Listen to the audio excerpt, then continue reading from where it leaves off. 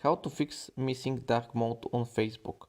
Stick to the end of this video and I will share with you an app that makes you money completely effortlessly.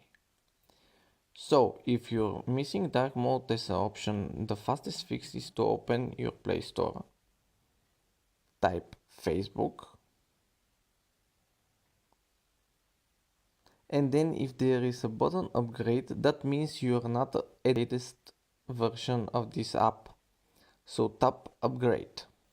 Restart your device. Now open Facebook app. Click on your profile picture at the top right of the screen. Scroll down and click settings and privacy. Here you can see there is dark mode. Click on it and turn it on. This is it with today's topic. If you want to learn about helpful unpopular mobile apps or special options of popular apps in less than 2 minutes, then hit the subscribe button.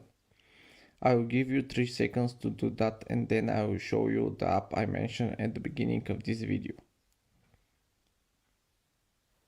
If you want to get some cash completely effortlessly, tap on the link at the top of this video.